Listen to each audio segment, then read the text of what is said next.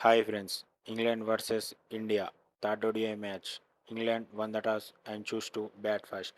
England openers Ben Duckett మరియు Jacob Bethell ఇద్దరు చాలా అద్భుతంగా బ్యాటింగ్ చేశారు. అండ్ అలాగే మన ఇండియన్ బౌలర్స్ ఎక్కడ బాల్ వేసిన బౌండరీస్లకే తరలిస్తున్నారు ఇంగ్లాండ్ ఓపెనర్స్. అండ్ అలాగే కట్ షాట్స్ మరియు పుల్ షాట్స్ చాలా అద్భుతంగా ఆడారు.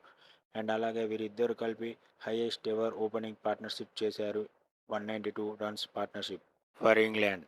అండ్ అలాగే ఈ 100 పరుగుల పార్ట్నర్షిప్తో 2 సంవత్సరాల తర్వాత ఇంగ్లాండ్ టీం 100+ ఓపెనింగ్ పార్ట్నర్షిప్ సాధించారు. అండ్ అలాగే highest ever first wicket partnership in ODIs at Lord's and highest first wicket partnership against India by England openers. And అలాగే highest partnership for any wicket against India in ODIs.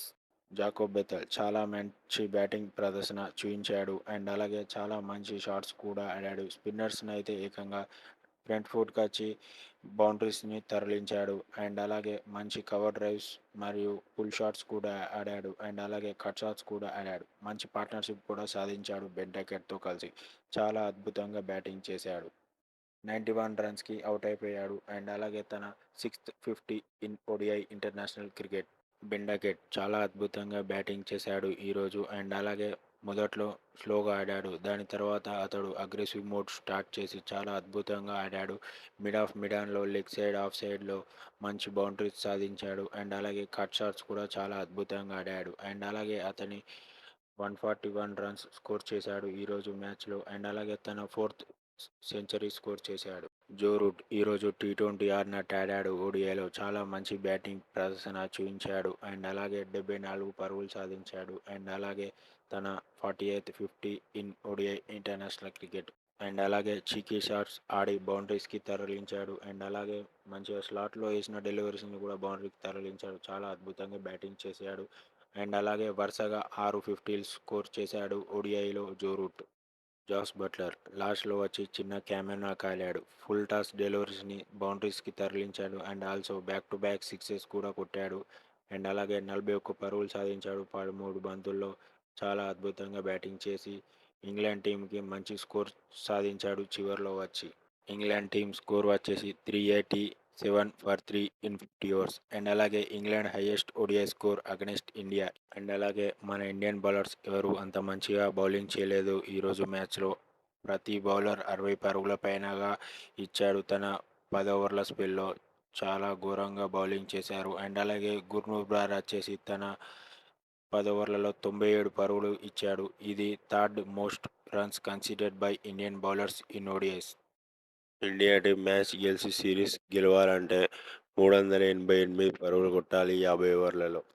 Indian team openers Rohit Sharma మరియు శుభ్మన్ గిల్ చాలా అద్భుతంగా batting చేసి టీమిండియాకి మంచి partnership ఇచ్చారు. 147 పరుగుల partnership ఉంచారు ఇద్దరు కలిపి. అండ్ అలాగే చాలా అద్భుతంగా పుల్ షాట్స్ ప్లే చేశారు రోహిత్ శర్మ మరియు శుభ్మన్ గిల్.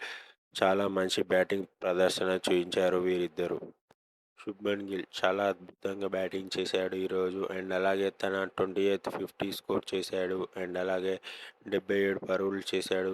అండ్ అలాగే చాలా అద్భుతంగా బ్యాటింగ్ చేశాడు. పుల్ షాట్స్ కూడా మంచిగా ఆడాడు. అండ్ అలాగే స్పిన్నర్స్ అయితే డౌన్ ద ఫ్రంట్ వచ్చి ఇన్సైడ్ అవుట్ షాట్స్ ఆడాడు. చాలా మంచి cover drives and cut shots కూడా ఆడాడు.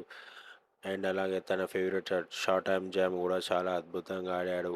And very well played by captain గుడ్నాక్ in the decider match. And అలాగే highest partnership for India at Lord's in ODI cricket by Rohit Sharma మరియు శుభ్మన్ గిల్ ఇద్దరి 147 పరుగుల పార్ట్నర్షిప్.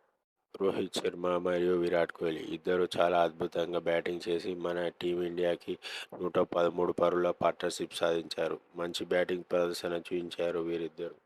అండ్ అలాగే most 100+ partnership in ODIs Virat Kohli and Rohit శర్మకి 21 ఉన్నాయి.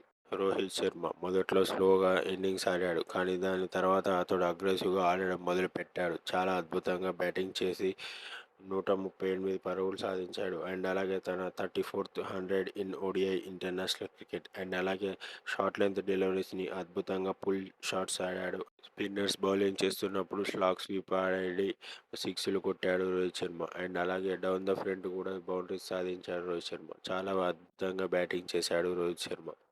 అండ్ అలాగే రోహిత్ శర్మకి 8 ఓడిఐ హండ్రెడ్స్ ఉన్నాయి in a visiting country. Virat Kohli చాలా అద్భుతంగా బ్యాటింగ్ చేశాడు. 74 పరుగులు సాధించాడు. అండ్ అలాగే తన 79th 50 in ODI international cricket. And అలాగే రోహిత్ శర్మ తోటి కలిపి మంచి 113 పరుగుల పార్ట్నర్షిప్ సాధించాడు. చాలా అద్భుతంగా బ్యాటింగ్ చేశాడు విరాట్ కోహ్లీ. మొదటి నుండి అగ్రెసివ్గా ఆడడం మొదలుపెట్టాడు. స్పిన్నర్స్ని మరియు పేసర్స్ని బౌండరీస్కి మరియు సిక్సెస్కి చాలా అద్భుతంగా తరలించాడు. మంచి పార్ట్నర్షిప్ సాధించారు.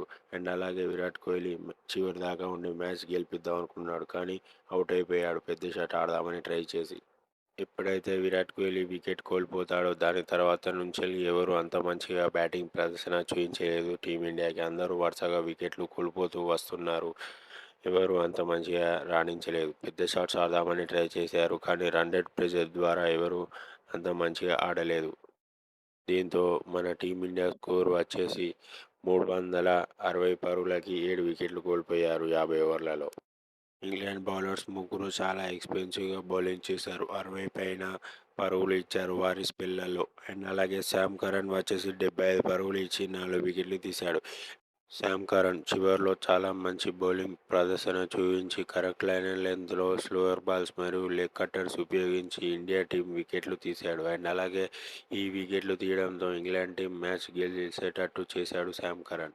అండ్ అలాగే ఇంగ్లాండ్ టీం వచ్చేసి ఇండియా టీంపై 27 పరుగుల తేడాతో మ్యాచ్ గెలిచింది. అండ్ అలాగే సిరీస్ కూడా గెలిచింది. ప్లేయర్ ఆఫ్ ద మ్యాచ్ వచ్చేసి జాకో బెథెల్. అండ్ అలాగే ప్లేయర్ ఆఫ్ ద సిరీస్ వచ్చేసి జో రూట్.